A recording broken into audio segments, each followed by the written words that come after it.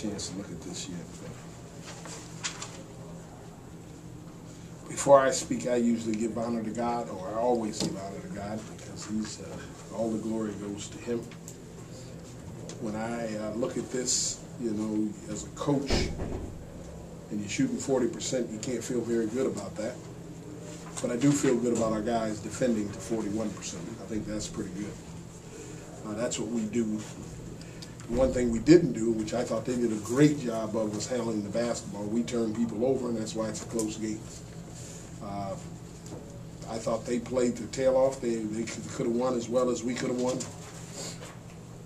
But, you know, the chips seemed to fall our way on that last shot. You have questions for Coach? How'd you see the sideline, the dribble handoff or whatever, how they, when it went off the pass? I couldn't see it off the guy's leg and gave you the ball with 27 seconds. Well, they were trying to hand off, and they just it was a miscue. That was a correct call, because just a miscue between them. They were too close to the half court line, and I thought that was an issue too for them. Was that what you wanted with J-Mo going through the basket? Yeah, we wanted J-Mo to penetrate him, because we really see they were playing like they were playing man, but they really was in a zone, just staying inside of us. So we could forget Aaron today. So our whole key was to try to penetrate them, and I was disappointed in our guys because we ended up falling into their trap, shooting the jump shot. We had 10 team fouls with about 8 minutes to go, and all we had to do was get it inside and get fouled. You shoot free throw. We didn't execute as well as I thought we should have today. Anything else for Coach? Gary, what did you see on the last play? I mean, did DeAndre's athleticism helped him, it looked like? Just what about him as a player allows him to make a play like that? Well, you know, he's one of the key players of our team, and you know, I call him the Dennis Rodman of college basketball. That's how hard he goes all the time. And he went after him, you know.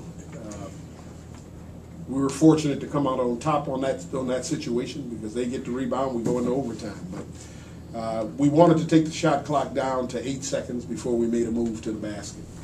So, and I do that only because if we miss, it gives us a chance for an offensive rebound, and it worked out today. You had 2 segments, one in each half, better than 7 minutes without scoring.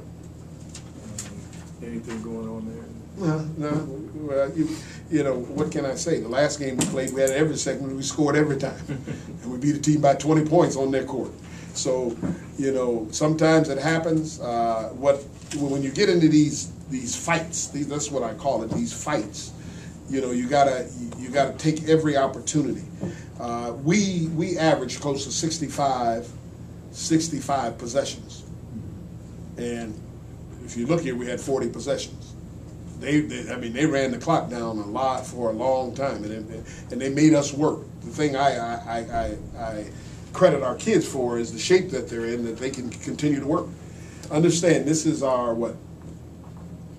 5th game in 8 days? 5th game in 8 days. You know, these guys are tired, and every game has been on the road, and we got another 4 ready to come on the road. I got to get the guy that made our schedule, but you know, we still got to continue to work, and if we continue to work, I think some good things will happen. They're going to win some games here, and I'm going to tell you that, because they're trying to find themselves, because it's a young team, and not only a young team, forget about young, they don't have a lot of guys that have played together. And once they get those guys playing together, I mean, they're going to be okay. They're going to be a tough team to beat in this place. Hear me what I'm saying. They're going to be a tough team this year to beat in here. And I like that, because we've won one here. I hope nobody else come in here and win. Anything else for Coach? Thanks, guys. Thanks, Coach.